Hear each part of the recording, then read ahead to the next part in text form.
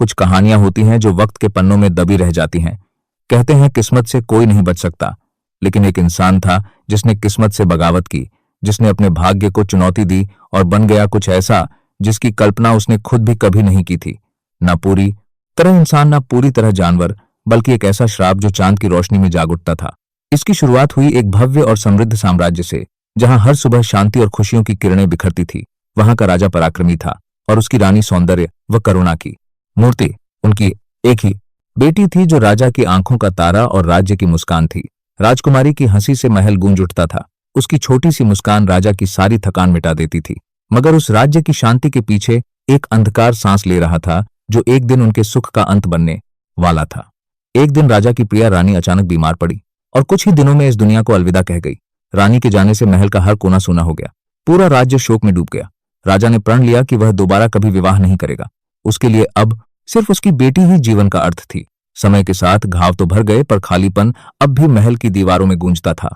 महल में अनेक सेविकाएं थीं, जिनका एकमात्र कार्य था राजकुमारी की हर इच्छा पूरी करना। उनमें से एक स्त्री बेहद सुंदर थी। उसकी बोली मीठी थी, चेहरा कोमल जैसे रेशम और मुस्कान इतनी भली कि कोई भी उस पर भरोसा कर ले। लेकिन उस मुस्कान के पीछे छिपा था एक गुप्त रहस्य, क्योंकि वह एक जादूगरनी थी और दिल से बेहद क्रूर। वह पहले से विवाहित थी। उसकी 2 बेटियां थी, लेकिन उसने अपने पति को जादू से उल्लू बनाकर जंगल में भटका दिया था। रानी की मृत्यु के बाद उसने अपने मन में एक दुष्ट योजना रचनी शुरू की। कैसे वह राजा से विवाह करें और अपनी बेटियों को राजकुमारी के समान स्थान दिला दे।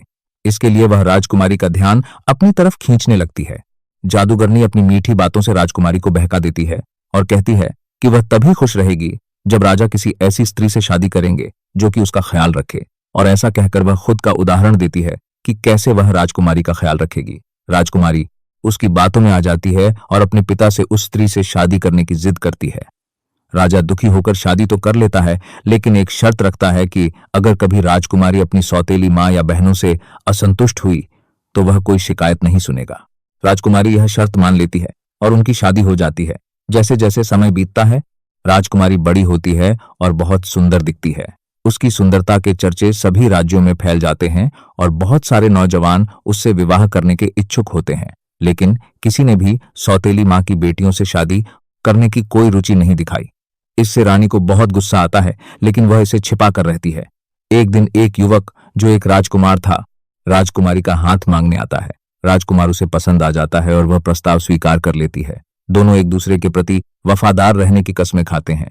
रानी यह देखकर बहुत गुस्सा होती है, क्योंकि वह राजकुमार की शादी अपनी बेटियों में से किसी एक से करवाना चाहती थी।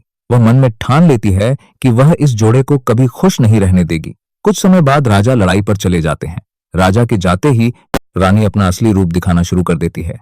वह राजकुमारी पर बहुत कठोर जुल्म ढती है और उसकी सौतेली बहनें भी उसे बहुत तंग करती हैं।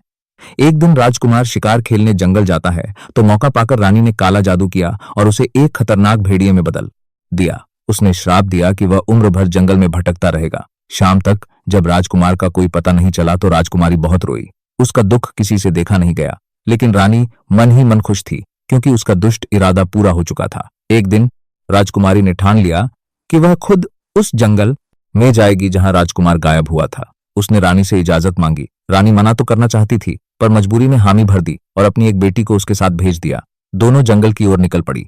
राजकुमारी पेड़ों के बीच चलती रही, चिड़ियों की आवाजें सुनती रही और अपने प्रिय राजकुमार को याद करती रही, जबकि पीछे से रानी की बेटी मन ही मन उससे जलती और बड़बड़ाती रही। थोड़ी दूर चलने पर उन्हें जंगल के बीच एक झोंपड़ी दिखाई दी। राजकुमारी को प्यास लगी थी तो उसने अपनी सौतेली बहन से कहा कि वह पानी पीने के लिए झोंपड़ी में चले। रानी की बेटी ने नाक भव सिकोड़ते हुए कहा, क्या यह कम है कि मैं तुम्हारे साथ इस जंगल में आई हूं? मैं इस गंदी झोपड़ी में नहीं जाऊंगी, तुम अकेली जाओ। राजकुमारी अकेली ही झोपड़ी में चली गई। अंदर एक बहुत बूढ़ी औरत बैठी थी, जिसका सिर कमजोरी से कांप रहा था। राजकुमारी ने विनम्रता से कहा, मां जी, क्या मुझे एक गिलास पानी मिलेगा? बूढ़ी औरत ने मुस्कुराते हुए कहा, जरूर मिलेगा, पर बताओ बेटी, तुम कौन हो जो इतनी नम्रता से बात कर रही हो? राजकुमारी ने अपनी पूरी कहानी सुना दी। राजकुमार के खो जाने का दुख और अपने टूटे दिल की व्यथा। बूढ़ी औरत की आंखों में करुणा उतर आई। उसने कहा, तुम्हारा दुख सच में बड़ा है। मैं एक पिशाचिनी हूं और इस जंगल में आने वाले मुसाफिरों को जिंदा नहीं जाने देती। इतना कहकर वह अपने असली रूप में आ गई। उसका चेहरा डरावना था। राजकुमारी डर गई, मगर पिशाचिनी ने कहा, डरो मत, मैं तुम्हें नहीं खाऊंगी। तुम्हारी सौतेली माँ ने ही राजकुमार को भैया बनाया है। अगर तुम उसे वापस पाना चाहती हो तो मेरी बात मानो। जब तुम लौटो तो रास्ते में एक सफेद लिली का फूल दिखेगा, उसे तोड़ लेना, क्योंकि वह साधारण फूल नहीं है, उसमें चमत्कार है। उसे तोड़ते ही दूसरी लिली प्रकट होगी और वह तुम्हें आगे का रास्ता बताएगी। उसकी बात से प्रेरित होकर राजकुमारी उस फूल को खोजने निकल पड़ी। घने जंगल की पगडंडियों पर चलते हुए उसने दूर एक चमकता हुआ सफेद लिली का जादुई फूल देखा। वह उसे तोड़ने झुकी ही थी कि फूल अचानक गायब हो गया और कुछ दूर जाकर फिर खिल उठा। राजकुमारी चकित रह गई। वह उसे पकड़ने के लिए दौड़ी, मगर फूल बार बार आगे खिसकता गया, जैसे कोई अदृश्य शक्ति उसे किसी दिशा में ले जा रही हो। भागते भागते वह एक ऊंची पहाड़ी तक पहुंच गई। छोटी पर वही फूल तारों सी चमक में खड़ा था।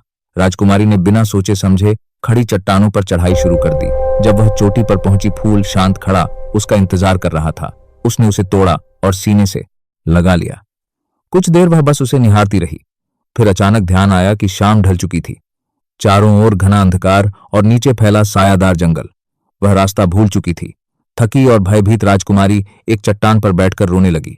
तभी एक मीठी अजनबी आवाज गूंजी, ओ सुंदर प्यारी कन्या, तुम इतनी उदास क्यों हो? वह चौंकी। उसके सामने एक बहुत छोटा सा झुर्रीदार बूढ़ा खड़ा था, जिसकी आंखों में एक अजीब सी चमक थी। बूढ़ा बोला, अगर तुम मेरी बात मानो तो मैं तुम्हें इस जंगल से निकाल दूंगा। राजकुमारी ने सिर हिलाया। बूढ़े ने एक चकमक पत्थर निकाला और बोला, आग जलाओ। उसने घास फूस से आग जलाई। फिर बूढ़े ने एक मिट्टी के पात्र में पानी आग पर रखा और कहा, अब अपना सफेद लिली का फूल इसमें डाल दो। राजकुमारी ठिठक गई। वह फूल उसके लिए सिर्फ एक फूल नहीं था, उसकी खुशी थी। उसने कहा, कृपया इसे मत जलवाइए। बूढ़ा बोला, अगर मेरा कहा नहीं मानोगी तो पछताओगी। साथ ही यह बताया कि अगर कोई खतरनाक जीव जंगल से निकलकर तुम्हारी ओर आए तो इस पानी को उस पर डाल देना। राजकुमारी ने जैसे ही जादुई फूल डाले, अचानक पेड़ों के टूटने और झाड़ियों के हिलने की आवाज गूंज उठी।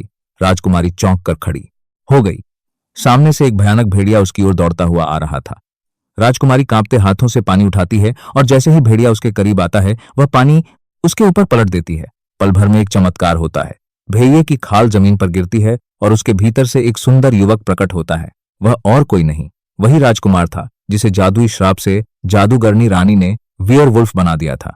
राजकुमारी उसे देखकर आंसुओं से भर जाती है और दोनों खुशी से गले लग जाते हैं। लंबे समय बाद उनका मिलन होता है। सुबह हुई तो बूढ़े ने कहा, ओ राजकुमारी, नीचे देखो, जो घोड़े पर आ रहा है वह तुम्हारे पिता का दूत है। राजा खुद भी सेना लेकर पीछे आ रहे हैं। राजकुमारी अपने पिता से मिलने के लिए पहाड़ी से उतरना चाहती थी, पर बूढ़े ने रोका, अभी नहीं, थोड़ी देर और प्रतीक्षा करो।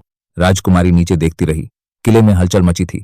उसने देखा कि उसकी सौतेली माँ और सौतेली बहनें काले कपड़े पहनकर रोने का नाटक कर रही हैं। वे लोगों को यह यकीन दिला रही थी कि राजकुमारी मर चुकी है। राजकुमारी रो पड़ी और जाने की विनती की, पर बूढ़े ने फिर कहा, अभी समय नहीं आया। कुछ देर बाद राजा अपनी फौज के साथ पहाड़ी के नीचे पहुंचा। बूढ़े ने कहा, अब जाकर भेड़िए की खाल उठा लाओ। राजकुमारी ने खाल उठाई और बूढ़े के कहने पर पहाड़ी के किनारे से नीचे फेंक दी। जैसे ही वह खाल नीचे खड़ी सौतेली माँ और उसकी दोनों बेटियों पर गिरी, एक भयावह दृश्य हुआ। तीनों की शक्लें बदल गई और वे वियरवुल्फ बनकर जंगली आवाजें निकालते हुए जंगल की ओर भाग गई। राजा ने ऊपर देखा, पहाड़ी पर उसकी बेटी खड़ी थी। पहले तो उसे विश्वास नहीं हुआ, फिर वह घोड़े से उतरकर दौड़ा और अपनी बेटी को पुकारा। राजकुमारी भागती हुई नीचे आई और पिता के गले लग गई। राजकुमार ने भी उन्हें प्रणाम किया। सबकी आंखों से खुशी के आंसू बह निकले। राजकुमारी ने पूरी बात बताई, कैसे उसकी सौतेली माँ ने षड्यंत्र रचा, कैसे उसका प्रेमी राजकुमार भैया बना और कैसे उस रहस्यमयी बूढ़े ने उसकी मदद की। राजा अपनी बेटी और दामाद को लेकर किले लौटा। वहां भव्य उत्सव हुआ। बाजे गाजे के साथ उनकी शादी हुई। राज्य में कई दिनों तक जश्न मनाया गया। कहते हैं कुछ समय बाद जंगल में एक भेड़िया और उसके 2 बच्चे दिखे। लोगों का मानना था वे वही थे, राजकुमारी की सौतेली माँ और उसकी दोनों बहनें, जिन्हें उनके पापों की सजा मिली थी।